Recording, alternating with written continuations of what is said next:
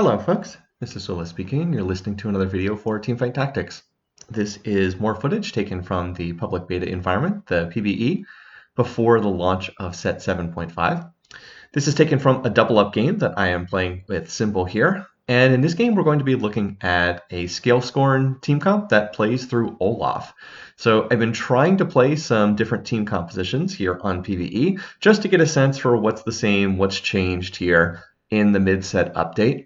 And so this is a chance to look at how Olaf comps play a little bit differently in this updated version of the set.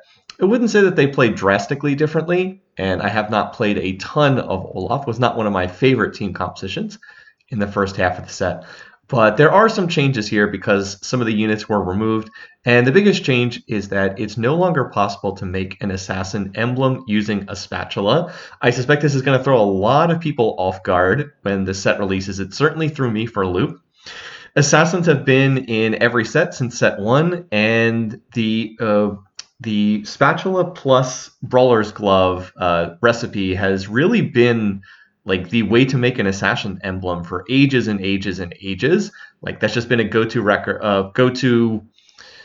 recipe if you get a spatula since, I think like back in like set 2 or set 3 or something. You get a glove, you have a spatula. It's like, oh, I can make an assassin. But that is no longer the case in this version of the set.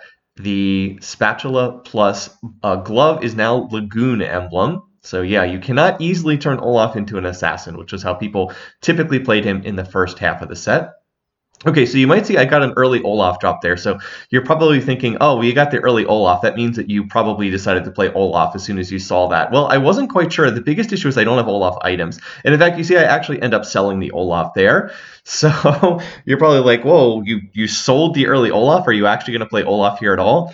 Well, as it turns out, look what I'm going to get from this next minion round. So I got the early Olaf there before, and then this second minion round drops another Olaf and another Diana. And I was like, okay, well, I think I need to play this. But unfortunately, I sold the previous Olaf, which was a real grief. If I had known I was going to get another Olaf, I definitely would have held on to that.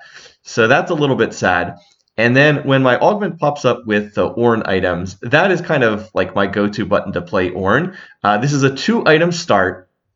And the biggest drawback is I just don't really have the items to play Olaf. So I'm going to need to find the items. And that's always kind of a problem is if you're it's one thing you need to get both like the champions and the items. And if you have the champions but not the items, that can cause a lot of problems.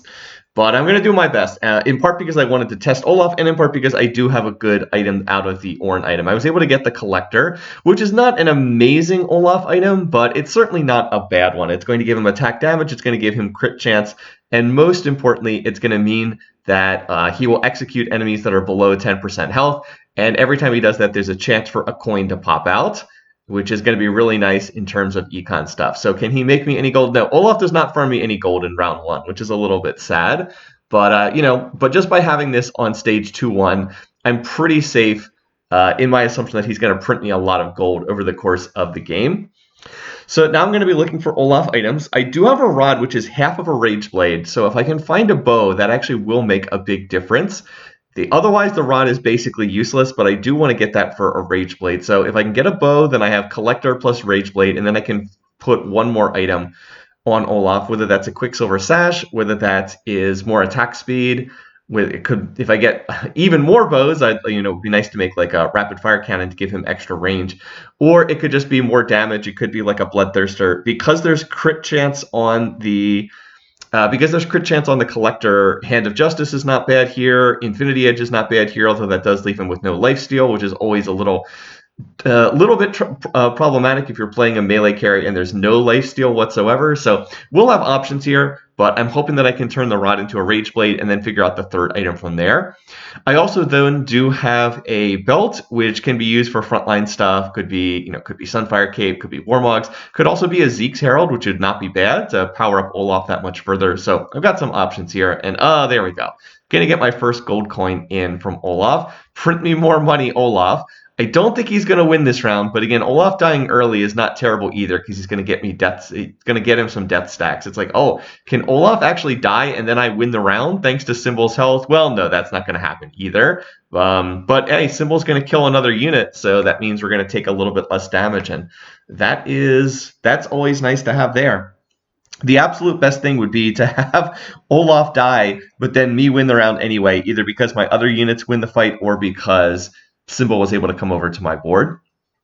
I've been playing a lot of double up. I've been just enjoying the double up mode a lot more than the solo mode. It's just kind of more fun to play this game with friends than to play by yourself. So we've been queuing for a number of double up games on PBE. We were actually able, in some of these nights, we were able to have 4 of us on here, and they were actually able to get all of us into the same lobby for double up purposes. There are no custom double up games. You can't queue up with more of them, but the PBE does not seem to have much matchmaking set up for double up, which makes sense. It's the public beta environment. They don't seem to have much in the way of the matchmaking stuff. So we found out that if 4 of us queue simultaneously, the odds of us getting into the same game are very, very high. So we were just kind of rotating who was on which team between myself, Symbol, JDP El Grillo, and Antisocial Monkey, and like 2 of us would be on one team and 2 of us would be on the other team. So once again, custom double up lobbies. Please get us custom double up lobbies. It would be so much fun. But we're kind of forcing the matchmaking into giving us mini custom double up lobbies with then 2 other random teams that we don't know. All right, so overall, pretty good first couple rounds there. I won 2 out of 3. Not great for streaking purposes, obviously, but not bad. Now, again, if I can get anything, I would sure like this bow. I don't get the bow. It's not an option there. So, oh well. Then out of these options, I decided I'm going to grab the belt for a Warmogs, but unfortunately, this is going to combine into Wukong 2-star, which was not what I was looking for. So maybe I would have been better off taking the vest and getting Sunfire. Sunfire's probably better for the early game anyway. Also would have been on a 2 gold champ as opposed to a 1 gold champ. So whoops. Oh well, now I've got 2-star Wukong. Wukong is only in here for the warrior trait, which is not super important anyway. And I believe that I end up dropping him here because I want to make Warmogs. Although I suppose I could drop the Rel, and that might just make more sense to just drop Rel and play the 2-star Wukong. All right, but no, I drop Wukong, and then I put in the Rel. But I really should just then sell Rel and play the Sejuani instead. Sejuani is going to be more useful because she provides the guild benefit. So I toss in Yone to pick up warrior trait. And now I at least have a Warmogs on one of my frontliners. Again, Warmogs is a good early game item as well. Both Warmogs and Sunfire are very good early game items. Both of them fall off a little bit in the late game. But here, this early on, having 1,000 health on a frontliner is quite nice. So even though I don't have any 2-star units, the Warmogs kind of like makes Rel into a 2-star unit just by virtue of getting all that extra health. And that's really what I need the rest of the team to do, is just stand there, soak up damage while Olaf kills stuff. And hopefully gets me some more gold via the collector. I believe it's either 50 or 60% odds. They've changed this a number of different times, and he made me 1 gold coin there, so I can live with that for right now. As far as what's different here in set 7.5, again, the core of playing Olaf is generally the same thing. You usually are running 4 Scale Scorn. If you can get +1 Scale Scorn, that's nice because you can drop one of the Scale Scorn units, either Braum or Lilia, typically you can drop. Or if you can get +2 Scale Scorn to play 6 Scale Scorn, that's certainly amazing. Oh, by the way, this was the second item drop. You get the item drops in double up mode on 2.5 and 2.6. Symbol took a sword, did not take the gold, and then very rare for me, I also did not take the gold, but that's because bow was an option. And that allowed me to turn that rod into the Rage Blade. So that was more valuable than getting the 8 gold here, is getting a perfect item to make a really powerful item on Olaf. Rage Blade is one of his best items. So if you can get a perfect item, then I think it can be worthwhile to do that. But usually it's better off taking the gold. Again, that rod is basically completely useless for me unless I can turn it into a Rage Blade. So bow had super high priority and I was able to get it. Anyway, back to the point about Scale Scorn. As I said, +1 Scale Scorn is nice because then you can drop one of the weak Scale Scorn units. +2 Scale Scorn is even better because you can run 6 Scale Scorn, which is extremely powerful. As with the first half of the set, these Scale Scorn boards do tend to get outscaled in the late game just because they are all like 2-cost and 3-cost units. So unless you can 3-star them, they're going to generally get outscaled by the late game dragons because the dragons, cost 6 gold, 7 gold, 8 gold. they are going to get outscaled long term. One thing that's super nice, though, is Olaf was able to farm money on the other person's board. Actually, was able to farm some additional gold over there on the second half of the round when I went over to Symbol's board. All right, so here I'm going to try to farm a death stack on Olaf. I'm going to put him alone against the two Krugs while everyone else is over on the right-hand side. You can sometimes farm death stacks on Olaf in the minion rounds, but usually Krugs is the only one. By the time you get around to wolves, usually he's strong enough that he can't get killed by the wolves. So yeah, Olaf is going to die here, which is perfect. That's just what I want. And then, ooh, look at these items I get here. I get a rod and a tear, and it's like, ooh, those are not the items that you want when you're playing scale scoring. This is a physical damage team comp. It is not a magic damage team comp. So there's very little that I can do with these, unfortunately. So I'm going to have to try to be creative and come up with a use for these items. This would be fantastic if I was playing into somebody who wanted like a Archangel staff, but not going to be great here. Now that is offset by great luck. Here I'm able to find a 2-star Olaf here without any rolling on stage 3-1, and that is fantastic luck. That's even with me selling the earlier Olaf that I got from the first minion round.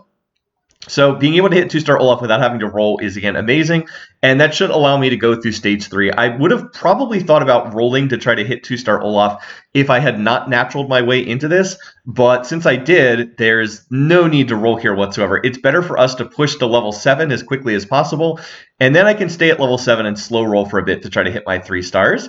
This round goes really well. Diana's going to get in the back lines. I decided that I would go ahead and make an Ionic Spark on her. It's one of her better items. It's not amazing, but she is going to be able to get into the back lines and then be able to deliver that spark there. Unfortunately, Olaf is going to survive. I was kind of hoping he would die and then Lilia would finish off that opponent. So he is not going to get a death stack there, but he did farm some more gold in that round. And the extra gold from the collector really has been noticeable. For me to be at 40 gold right now, despite not taking the gold drop from the double up mode, is quite nice. Like, that's an awful lot of money to have. And then here I'm going to get a very useful augment. I'm going to take Celestial Blessing, which is going to be very convenient because this means now I don't have to itemize healing on my team comp. Now, Celestial alone does not provide that much healing, but it will allow Olaf to heal, at least to some extent. It will keep him topped off if he's just taking like chip damage here and there. But this means I'm probably not going to look to itemize a Bloodthirster on him, just because I don't think that it's that necessary. What I will do here is swap out the what's her name? The Rel, who really didn't do anything in my team. I'm going to put Nunu in instead, and that's just going to make B so that I can put the Mirage trait in play. It's not going to do much, but it will make the Yone and the Nunu a little bit stronger. I actually am trying to remember what it is. I believe the Mirage trait was Spell Sword for this game, but that could be wrong. I honestly am afraid I just don't recall. As far as this game goes right now, this is probably the team that's the strongest that I'm up against here. This person who's running Lagoon, they actually have quite a few 2-stars on their board, and they are pretty rich as well. If you look, I mean, they're level 6, 50 gold in the bank. So I think that they're one of the probably the strongest opponent we have. But Simple and I are still win streaking. We're actually both on pretty sizable win streaks right now. Me off of hitting Olaf 2-star pretty easily. And then Simple, who's playing like a Bruiser plus Guild board. He got +1 Bruiser early on, I believe from his initial augment. And then he's been looking to just play, I think he has Bruiser 4 with Guild. And yeah, he's mostly just been playing through the Bruiser trade. He's planning to go into Siphon later on, is my understanding. And based on my memory of this game, having already played this game earlier. But I haven't had a ton of time to look at his board because, again, this is still early in the set, so I have to spend more time fiddling with my own board and thinking about what I want to do. Long-term, the goal is, of course, to try to 3-star Olaf and Diana, so we'll definitely be looking to do that. And any other 3 costs that I can pick up would be nice as well. So, again, going to push to level 7 and then slow roll at 7 and try to 3-star some of these units, and hope that I don't get outscaled too badly in the late game. Here in Double Up, we should be able to 3-star Olaf and 3-star Diana because we have the 2 of us who can work together. Symbol will keep an eye out for Olaf's as well, and Diana's. And with the 2 of us working together on our boards, we should be able to 3-star these units without too much trouble. There is a little problem in the way that our comps kind of overlap to some extent because Symbol's playing Bruisers while Olaf is a Bruiser, so that means We're going to be competing for some of the same units. And in particular, we're both going to be competing for Pantheon as well, which is a little bit unfortunate. Pantheon is actually on this carousel, and I would love to have that Pantheon with a sword, but that is going to get taken by one of these other players. That is pretty high priority. So yeah, someone's going to grab that. And then out of these options, let's see, I actually do not have last pick. Symbol has last pick. He's actually on an even longer winning streak than me. I wanted this sword, but I actually don't get the sword. I was like, wait, what? I don't get the sword? Oh, okay. I thought that I would get the sword, but no, I actually do not. So I'm going to go ahead and take this tier that's on my bench and try to make an item for that. So I'm going to make the new item, the replacement for Frozen Heart. This is Protector's Vow. I don't think that my past self hovers over the description for too long. Oh, actually, I do. Yay. Well, that was pretty short. You'd have to go back and pause the video to see that. Again, I wish that we had actual replays so that it was possible to go back and look at this stuff in more detail. In any case, though, Protector's Vow, it puts a shield on the unit. When they hit half health, they get a shield that applies to them and all units that are within nearby tiles, and I believe that you also get armor and magic resistance for the rest of the fight.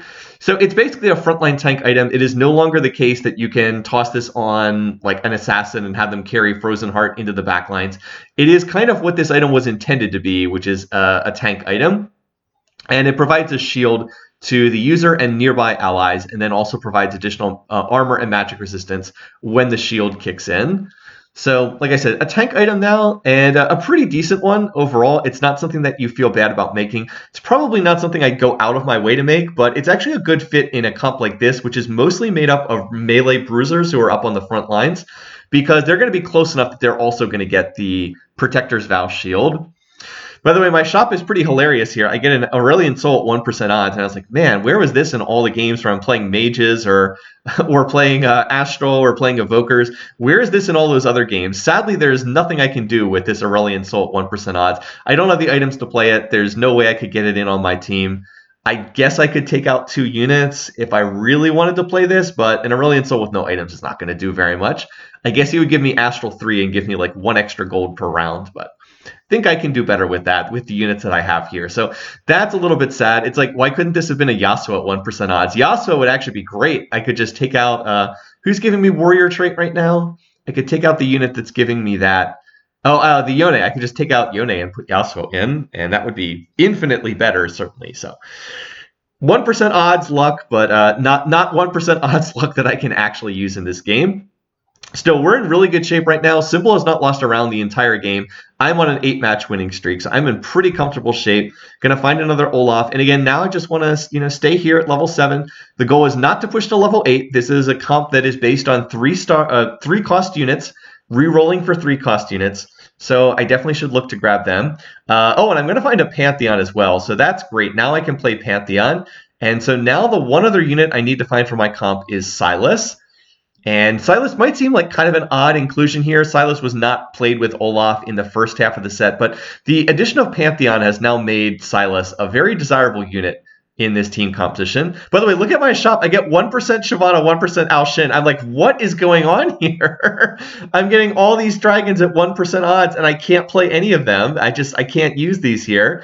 And it's really sad because Symbol can't use these here either. So even in double up mode where you can typically like give these over to someone else on your team, I can't do that right now. So yeah, that's a little bit disappointing. All right, well, I did get a spatula there. And again, can't make an assassin, can't turn Olaf into an assassin. So I'm going to look to make a Cavalier spatula item with this. And the goal is going to be to turn Pantheon into a Cavalier, which is a very nice trait to add to him. So yeah, I'm just slow rolling here. So I'm gonna do this while the round is going on. Again, not saving gold to try to push to level 8. I don't have something like Rich Get Richer where I'd want to hold with 70 gold in the bank. I can just, go ahead, slow roll here, keep putting in units. This ended up being a really sad fight because Olaf got the enemy Soam down to like 10% health. And then he died, and then Soam healed back up to full with Gunblade over the course of the fight. So, yeah, this person is going to end up winning, and it is going to end my win streak. By the way, Symbol's already level 8 because he was super rich from not losing a single round the entire game. And then I'm going to get +1 Cavalier, so I was like, oh, this is great. Now I just need to make a Cavalier Emblem. Emblem and put it on Pantheon. and then I'll be able to run Pantheon with 4 Cav benefit. Also going to find Jace here. I was picking up Jace's for Symbol. Symbol wanted me to look for Jace. He ended up not playing Jace, but he was looking for it. And then I'm also going to pick up Siphons for him. And I believe he asked me to just send the Siphon, so that's going to get sent over there. And then otherwise, I'm just looking for more, looking for more Olafs, looking for more Dianas. And I'm actually not very close to 3-starring any of these. Have not had great luck after finding the initial 2-star Olaf, but I can afford to be patient, and I can afford to keep working my way towards these units, because Symbol will be keeping an eye out for them as well. All right, well, while we've got around here, let's go ahead and cover Pantheon. He's one of the new units in this set. I think I've talked about most of the new units in this set, but I haven't covered Pantheon yet. So, Pantheon's 2 traits, Warrior and Whispers. So, it's good to put him on a board with Olaf, because Olaf will pick up Warrior trait. And then also brings the Whispers trait as well. So, he's going to have that ability to shred armor and magic resistance on the enemy team. All right, Pantheon is a frontline tank. His passive is he takes less damage, so he just gets flat damage reduction, which is always problematic when they add it to this game. I suspect there'll be balance problems here. It's 20% damage reduction at rank 1 and 25% at rank 2, or 2-star Olaf. Or 2-star Pantheon, excuse me. All right, his active ability, Pantheon braces his shield for 2 seconds, doubles the effectiveness of his passive, and deals physical damage in the area in front of him over the duration. Enemies hit have their incoming healing reduced by 50% for 3 seconds. So he is also a healing debuff as well. He provides, he shreds the magic resistance of the enemy team. Or excuse me, he does shred armor and magic resistance by virtue of having the Whispers trait. And then he puts a healing debuff on those units as well. So this is why you want to have Silas on your board, because he adds the Whisper trait in play for Pantheon, and then he also puts Bruiser trait in play for Olaf. Again, Bruiser 2 does not exactly do a lot. I think it's like 250 health for the Bruisers and like half that for non-Bruisers. But, I mean, it's still not bad to have because you want Whisper's trait in anyway. So now that I've got the Silas in there, every time Silas or Pantheon hits people, they're going to get that armor shred, the 40% armor and MR shred. And then also they'll start stacking up the Whispers benefit for themselves, AD and AP. But you're not playing Pantheon and Silas in this comp to stack up their own Whispers benefit. You're just playing them for the 40% armor and MR shred.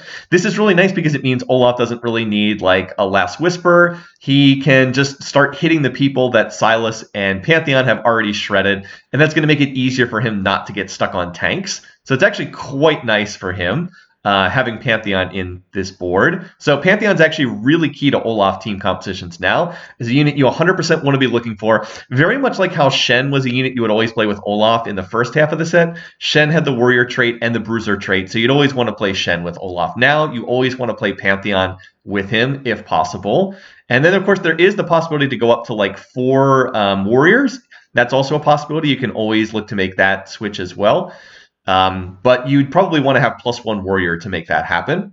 Anyway, I go ahead and I was able to get a chain vest off of that carousel. So I'm going to use that to make the Cavalier Emblem on Pantheon. This is a really, really good emblem to put on him because Pantheon is just a tank and he just wants to survive long enough to get off more casts of his ability.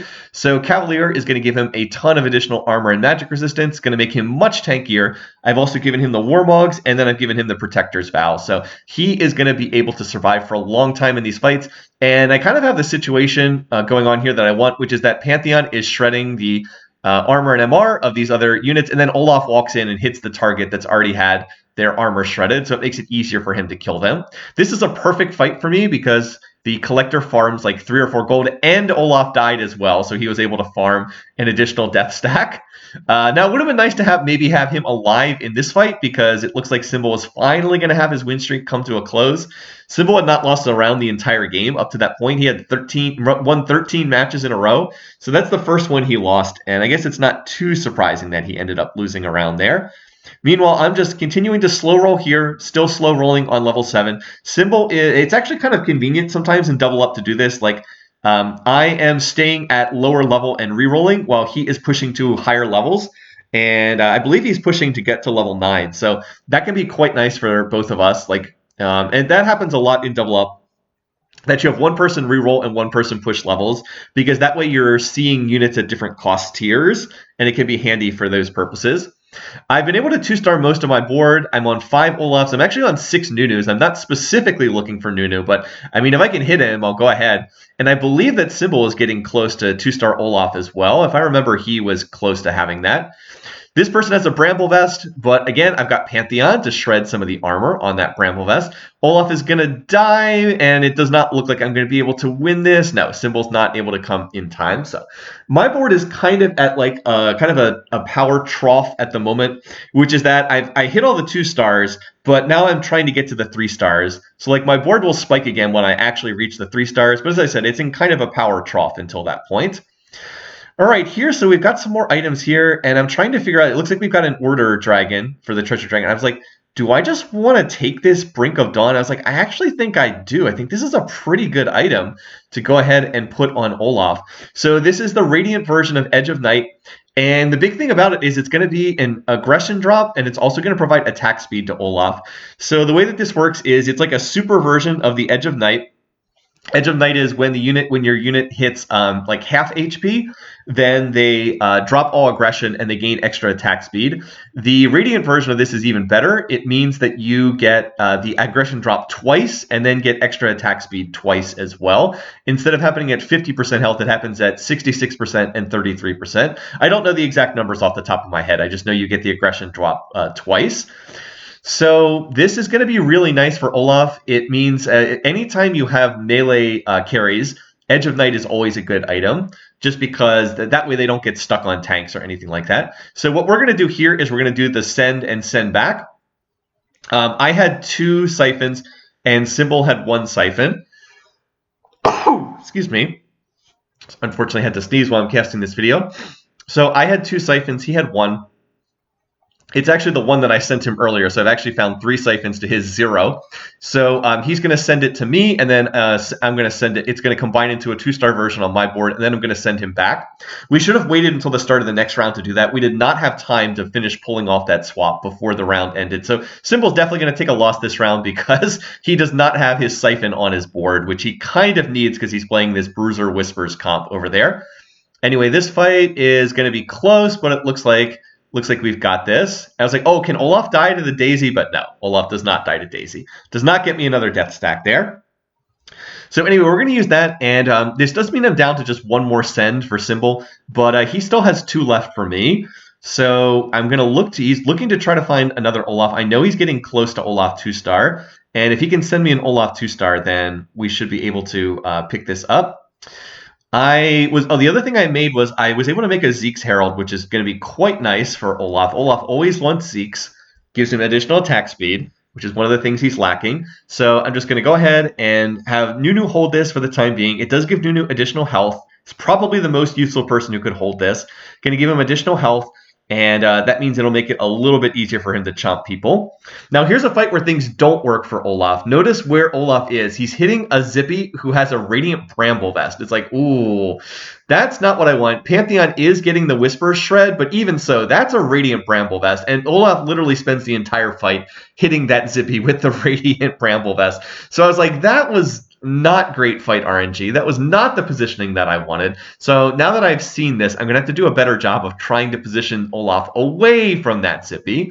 By the way, Symbol's going to win this round again. Symbol, I think, has only lost 2 rounds the entire game. So I have been the one dragging the team down up to this point in time. Again, still sitting here, still slow rolling. Got to be patient with this stuff.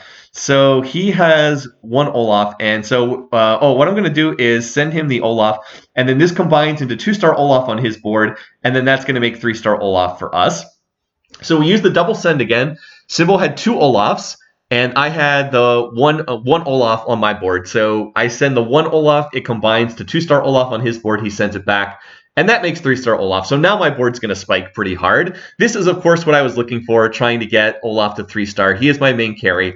He's going to Pathfind in a really weird way in this fight, but not in the worst way. He's actually walking over towards that 2-star Alshin. Obviously, that's the key unit in this fight. We need to try to kill that unit. It's like, Olaf, go back and hit the dragon. Stop focusing the front line, Olaf. Go back and kill that dragon. But he is going to turn around, and it looks like he's going to kill that unit before it can get its second cast off. By the way, he farmed me like 4 gold in that fight. So that's pretty nice. That is pretty good stuff. And now that I've hit the 2-star Olaf, I'm going to go to level 8. and then look to play another unit at level 8. At the moment, that's going to be another Cavalier for 5 Cavalier, just because it keeps making Pantheon tankier. And then I'll see what else I can find from there. I'm definitely not going to level 9 in this game. I'm going to stay at level 8. And then at level 8, I can look for Pantheon 2-star, and I can look for more Dianas and look for more Nunus. I'm actually not particularly close to Diana 3-star, but I have to at least make the attempt to get it. There's no item on this carousel that was particularly amazing for me, so I'm just going to take the Shroud. Late game Shrouds are always good to have. And let's go ahead now and go to level 9, or excuse me, to level 8. I just said I wasn't going to level 9, and there we go. And so I'll just put in the 2-star Sejuani. That should be pretty decent. So now I have 5 Cavalier to make Pantheon stronger. And hey, I might as well pick up these Siluses too. Why not? I'm kind of rolling for 3 costs, and then, oh, there's a Yasuo. Okay, well that's got to be better than something on my board. It's not going to do anything in terms of making more traits. It would just go to like Warrior 3, but I mean, it's a Yasuo. That's got to be better than something. And I think I decided in the long run that it would be better to take out the Sedge. Sedge 2-star is not bad by any means, but you know, it's not this late in the game. Sedge 2-star is not going to be amazing. I was mostly just playing that for another +1 rank of Cavalier, so I think it's better to play the Yasuo over that. Even if it is 1-star Yasuo, he will be getting the Warrior benefit. And he will actually be getting the Mirage benefit as well, because I'm playing Nunu on the board. Again, I believe Mirage is Spell Sword, which is not amazing for Yasuo, but I mean, it's not terrible or anything. So this fight was close. I think that Symbol would have lost this one, but I'm able to come over with my board. And now that I've hit 3-star Olaf, my board has spiked really hard. So I've gotten vastly stronger, and now my board is, I don't know, at least comparable to Symbol's. I don't know if it's stronger, but at the very least, now I'm like pulling my own weight in this situation. So I'm gonna, let's see, I'm gonna, sell this. I wanted to make board space.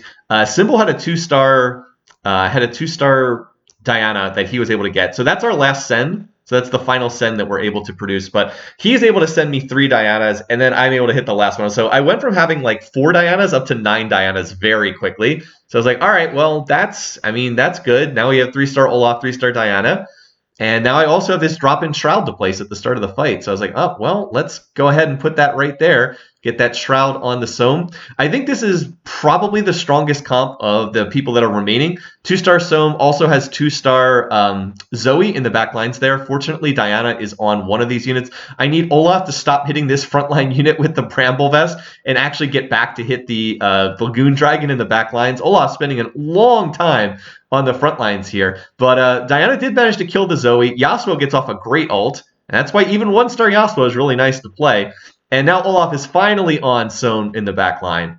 And he actually is going to die. But again, we get the best possible result. Olaf dies and we still win the fight anyway and knock out that player. So that was just perfect fight RNG for us. And we're able to eliminate, again, what I think was the strongest comp on here. I know there's still another team that's on 3 HP, but I think that team was the strongest because they had the 2-star Sohm and they also had the 2-star Zoe. And that's just a difficult board. The Lagoon boards also scale up really hard in double up mode. We've been observing that double up mode seems to make Lagoon a more powerful trait.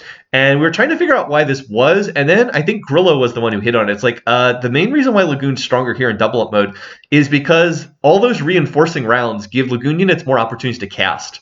So they just get more stacks of the Lagoon seashell thingy at a much faster rate. Like, you noticeably stack up the Lagoon trait faster, just because in every fight, either someone's coming over and reinforcing on your board, or you're going over and reinforcing someone else's board, and all that does add up to more stacks over time. So it feels as though people get up to like the 500 stacks where they get the Force of Nature or Tactician's Crown, whatever it is, the one that gives you +1 team size. It just feels like people hit that much easier in double up mode. Well, in any case, I've got another Shroud to put in. I actually have double Shrouds here. So, okay, that's great. Just get Shrouded, everybody. I don't know if I would have taken another Shroud if I had the option, but I didn't have the option. It just dropped from the minion round. So I am not really going to complain about that. Olaf is hitting a Bramble Vest frontliner. And by the way, what's up with so many people having Bramble Vest this game? It's not that popular of an item, but multiple people have it. So yeah, Olaf's going to do his best. He's going to cut through that. And then now we're going to go over to the board of this person. And this person has made Zippy 3-star. And unfortunately, Zippy still has the Radiant Bramble Vest. So I was like, all right, well, Symbol's going to lose that round. But we have knocked this team down to 1 HP. So we just need to win one more round. and the other board is not especially strong. I feel like the guild version, the person who's running the guild board and has the 3-star Zippy is pretty strong, but the other person, the person I just hit in the last round, does not feel very strong at all. Anyway, so I'm just rolling it down now. I'm trying to see if I can get Hecker in, but I also am on 8 Nunus right now, so it's like, oh well, there's one Nunu and there's another Nunu. There are so many 3-cost units that are out of the pool right now, by the way. I have 3-star Olaf, I have 3-star Diana, I have 3-star Nunu. They have a 3-star Zippy, so that's another unit at the 3-cost tier that is out of the pool. And then we also have all these Silases out of the pool as well. So every 3-cost unit is like out of the pool. I'm playing Silas and Symbol's playing Silas. There's a lot of 3-cost units out of the pool. All right, so positioning for this fight, I just want Olaf not to be next to the Zippy. I want him not to spend the entire fight hitting Bramblevast Zippy over there. So I just put him on the opposite side away from Zippy, and this is going to work out just fine. He's going to walk into the back lines and kill the Zaya. That's the unit that we had to kill. So Zippy is still alive, but Zippy is not going to beat all of these units. So this is going to end with Symbol winning his round. I'm going to win my round. Yasuo is going to get the execution for, lols, I suppose. And that's going to be it. We're going to win this one pretty comfortably. I want to give a ton of credit to Symbol in this game because his board was so strong. Like I said, he was kind of carrying my board for long stretches of time. Won the first 13 rounds of the game in a row. He found me a 2-star Olaf. He found me a 2-star Diana. I do think I was able to help him out in this game as well. I was able to find him actually three siphons. First, I sent him a 1-star, and then we were able to do the trade and swap back again to do the 2-star siphon. So I do think I helped his board out as well, but he was awesome in this game. Really just wanted to give thanks. In any case, though, thanks for watching. Thanks for listening. Hope you enjoyed this look at how an Olaf team composition is a little bit different in this set. Until next time, take care, folks.